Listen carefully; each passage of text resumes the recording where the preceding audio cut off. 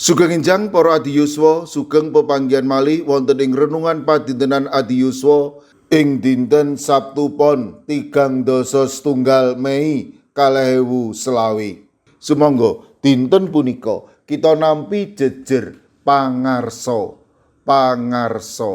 Para adiyuswa, ing ngarsa sung tulodo, ing madya mangun karsa, tut uri handayani. Tembung punika ngrembak ayahan lan kalengganipun pangarsa minangka tulodo pambudidaya lan pamberek. Pangarsa saged ing papan pundhiya kemawon lan tansah saged mapanaken diri. Milanipun pangarsa kedah mangertosi kawontenan lan menapa ingkang kedah katindakaken. Kalih Babad gang 11 ayat 8 ngendika, Sang Prabu banjur nyatake penggalihe lan nuli nyingkirake dewa-dewaning kanistan saka ing saindenging tanah Yehuda lan Benyamin. Misbahing Yewah kang ana ing sak ngarepe srambining pedaleman sucine Pangeran Yewah dianyarake. Sang Prabu Asa saking Yehuda kaemutaken dening Nabi Asarya bin Oded bilih Prabu Asa sedaya suku Yehuda lan Benyamin tansah ngupados Gusti Allah. Kanthi pangangkah bangsa Yehuda lan Benyamin ingkang kebak kasangsaran enggal saged nampi katentreman. Sedaya kedah ngener dhateng Gusti lan Sang Prabu Asa kedah nyingkiraken para dewa lan mratobat mitadosi Gusti malih. Menawi punika kelampahan, tamtu badhe nampi katentreman. Para adiyuswa, nalika Prabu Asa purun nampi pepimutipun Nabi Asarya lan ngupados Gusti Allah, umat saged ngraosaken tentrem rahayu. Cetha sanget pangarsa kedah nuhoni dawuhipun Gusti lan tanggel jawab dhateng para kawulanipun. Emut Gusti tansah paring katentreman dhateng sedaya umat ingkang purun sowan lan sumarah dumateng panjenenganipun. Sumangga kita nggadahi kapitadosan dumateng Gusti Allah lan tanggel jawab gesang bangun gesang sesarengan. Amin. Sumangga kita ndedonga. Matur nuwun Gusti, dinten punika paduka paring pepimut amrih kawula mratobat caket raket kalian paduka, awit nalika kawula caket raket kalian paduka, kawula nampi katentreman ing gesang kawula. Kawula pasrahaken para adiyuswa dalasan anak putu kawula ing pundhiya papan. Monggo paduka ingkang reksa, paduka ingkang ngandhi, paduka ingkang berkahi matemah ing pundhiya kemawon para adiyuswa lan anak putu kawula tansah rineksa binerkahan dening paduka. Mirunggan kala pasrahaken Bapak Pendeta Timotius Setianto saking GKJ Krapyak ingkang dasak mangke nembe nandhang sakit lan ing pemulihan kawula pitados paduka ugi badhe ngreksa lan paring pitulung. Matemas sedherek kawula Pendeta Timotius Setianto menika enggal nampi wetahing kesarasan saking paduka.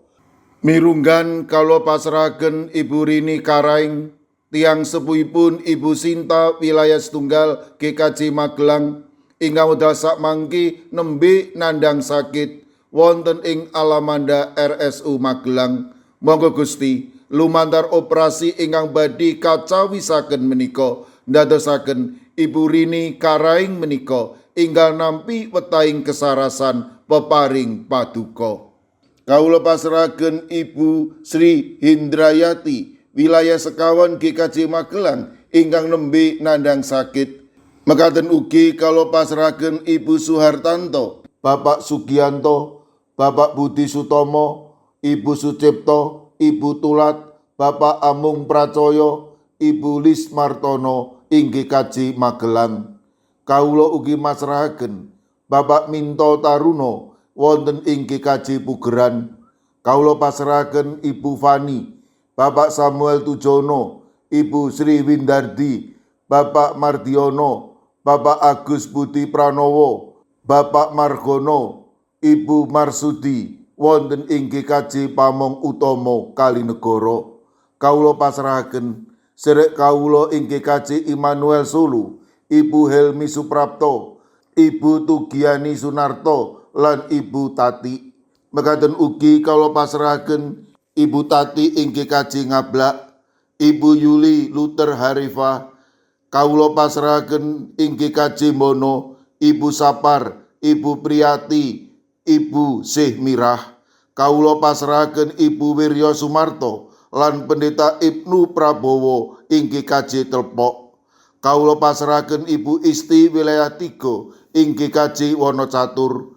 Kawula pasrahaken Ibu Karyumi, Ibu Kusmini wonten ing GKJ Purbo. Kawula pasrahaken Ibu Indrayati ing Solo. Kawula pasrahaken sedherek kawula ing GKJ Tropodo Sidoarjo, Ibu Sriti Astuti.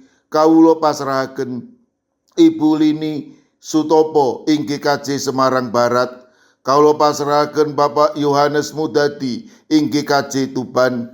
Ing GKJ Trangkil kawula pasrahaken Ibu Nani Cahyono, Bapak Karyo, Bapak Ibu Toyo lan Ibu Ngatini. Kawula pasrahaken Ibu Lasiem ing Blok 6 GKJ Gondang Winangun.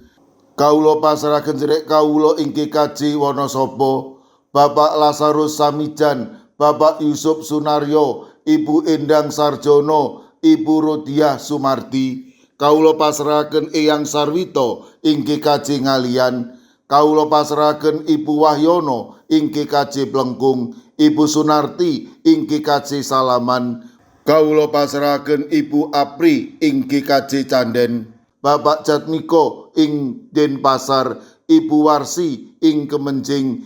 Kawula pasrahaken sedherek kawula ing GKJ Ungaran, Ibu Sugito, Bapak Sembiring, Ibu Suresno, Ibu Munarti, Bapak Ibu Tugiman. Kawula pasrahaken sedherek kawula ing GKJ Sragen, Bapak Warsito Riyadi, Ibu Sumiati, Bapak Suyanto. Kawula pasrahaken Bapak Chandra Deni Saputro. Kawula pasrahaken ing GKJ Watu Sigar, Ibu Warsini dalasan putranipun Yohanes Haryadi. Kawula pasrahaken ing GKJ Mijen, Bapak Budiono Arung Puji, Ibu Elizabeth Indarwati, Bapak Trikartono, Bapak Waryono lan Bapak Moses Taji. Kawula pasrahaken sedherek kawula ing Tanon, Bapak Suhadi. Sedherek kawula ing GKJ Banyumanik, Ibu Sukarni, Ibu Sutarni lan Bapak Daniel Agus. Mekaten ugi kawula pasrahaken sinten kemawon ingkang wedhasak mangke nembe nandhang sakit, kawula pitados menawi paduka badhe ngreksa lan paring pitulung. Matemas sedherek kawula menika pikantuk kesarasan ingkang wetah. Kawula pasrahaken pasambat pandonga kawula wonten ing asma paduka Gusti kawula Yesus Kristus. Amin. Sumangga para adiyuswa kita tutup pepanggihan kita renungan padintenan adiyuswa sinarengan ngrepekaken kidung. Sumangga.